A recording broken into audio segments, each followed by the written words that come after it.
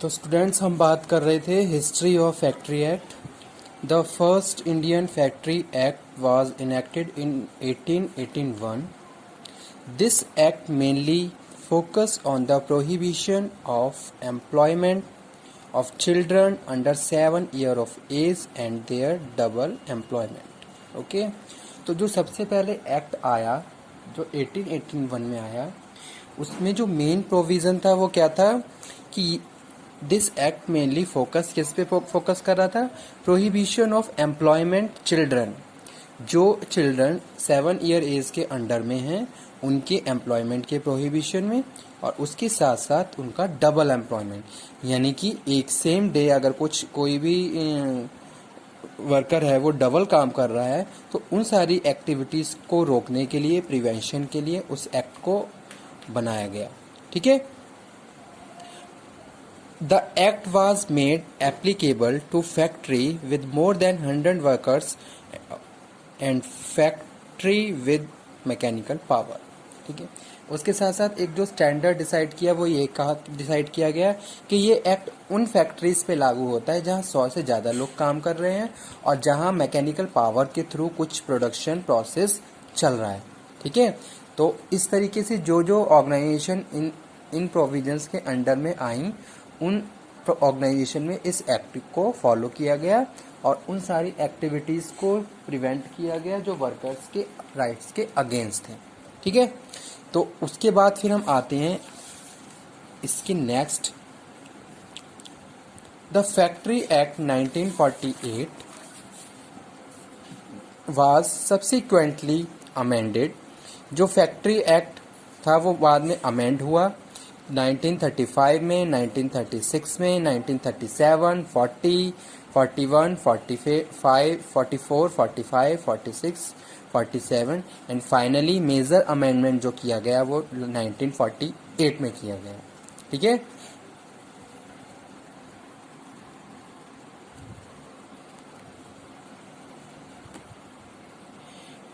And जो factory act 1948 था उसको लागू किया गया 1 अप्रैल 1949, यानी कि ये एक्ट बन के तैयार हुआ 1948 में और बाद में इसको जो फैक्ट्रीज पे लागू किया गया इसको 1 अप्रैल 1949 को इस फैक्ट्रीज में लागू कर दिया गया। ठीक है। तो ये थी कुछ हिस्ट्री फैक्ट्री एक्ट 1948 के बारे में। यानी कि जैसे जैसे अगर हम बात करें पास्ट ईयर्स की या हम जो हमारा जो हिस्ट्री की बात करें तो उस टाइम कुछ ऐसी प्रैक्टिसेस ज़्यादा होने लगी जिसका इफ़ेक्ट हमारे कंट्री पे पड़ने लगा। इट मीन्स कैसे? जैसे सपोज अगर कुछ भी प्रैक्टिसेस हमारी देश में हो रही हैं, ठीक है, तो कहीं ना कहीं उसका इफेक्ट हमारी इकोनॉमिक स्टम्प, हमारे जो देश की जो अर्थ इकोनॉमी है उस पर पड़ता है जाके। ठीक है। जैसे हम बात करते हैं लिविंग स्टैंडर्ड ऑफ पीपल, अगर किसी एक देश के लोगों का living standard time to time नहीं बढ़ रहा है, यानी कि वो अपने जो मिनिमम लिविंग स्टैंडर्ड को भी मेंटेन नहीं कर पा रहे हैं, इट मीन्स कि वो कंट्री पुअर कंट्री है। ठीक है। लेकिन कोई भी देश ऐसा नहीं चाहता है कि उसके देश के लोग मिनिमम स्टैंडर्ड को भी सेट ना कर पाए। अच्छा, ये सारी प्रैक्टिसेस कैसे हुई? जब वर्कर्स को उनके राइट्स नहीं मिले, उनको वो टाइम पे जो भी उनका तो खाना पीना रोटी कपड़ा मकान भी अफोर्ड नहीं कर पा रहे थे, लेकिन उनको पूरे दिन होल डे उनको काम पे लगाने के बाद भी उनको फेयर वेजेस नहीं दिए जा रहे थे। तो इस तरीके की प्रैक्टिसेस ज़्यादा होने लगी जिसका इफेक्ट हमारी इकोनॉमी पे पड़ने लगा। फिर क्या देखा गया? अगर इस तरीके से चलता रहा तो इस तरीके से हमारे देश बहुत गरीबी के बहुत करीब जा सकता है। तो इसलिए जो हमारी गवर्नमेंट थी, गवर्नमेंट ने टाइम टू टाइम बहुत सारे एक्ट को लागू किया गया, बहुत सारे अमेंडमेंट किए गए अकॉर्डिंग टू सिचुएशन, जो भी प्रैक्टिसेस सामने आई, और उसके बाद फाइनली एक बड़ा एक्ट और उसमें अमेंडमेंट 1948 में किया गया। ठीक है।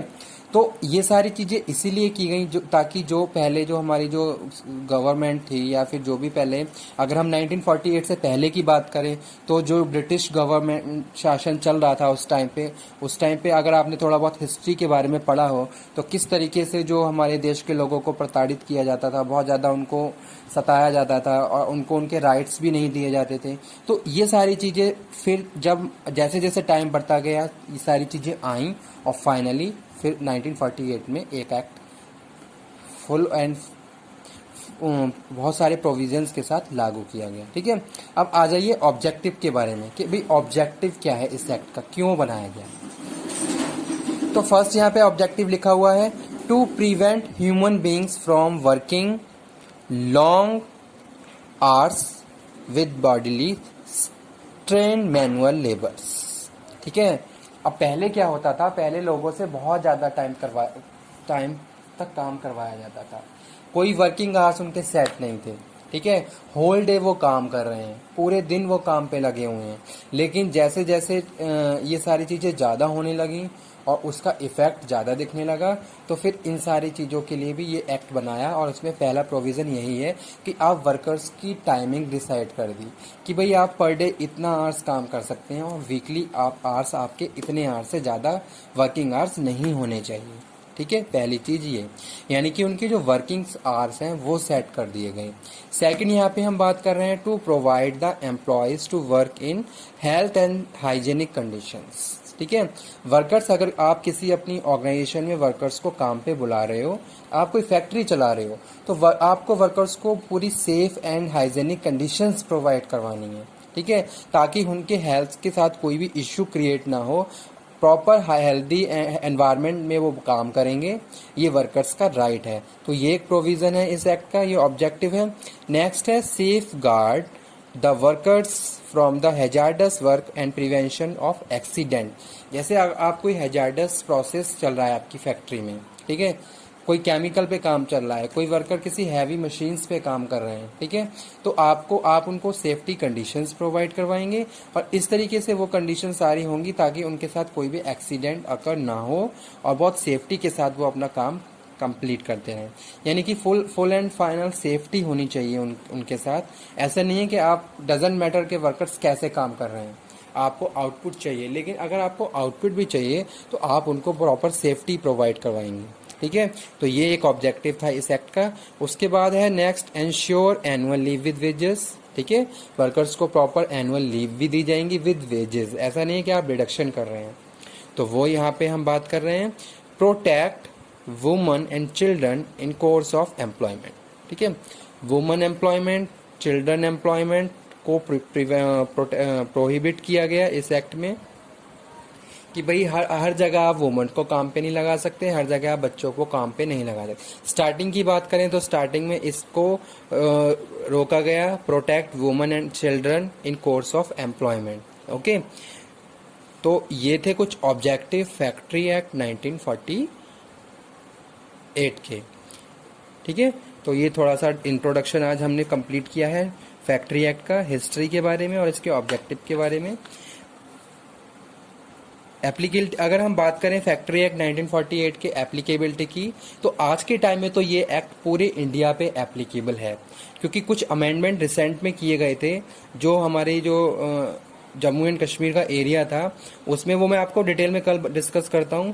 पहले ये कुछ जो ये एक्ट था जम्मू कश्मीर में एप्लीकेबल नहीं था, लेकिन आज के टाइम में ये एक्ट पूरे इंडिया में एप्लीकेबल है। ठीक है, लेकिन कुछ ऐसे एरिया हैं जहां अभी भी, वो मैं आपको कल डिस्कस करता हूं। इस लेक्चर को मैं यहीं पे फिनिश करता हूं। Okay, thank you.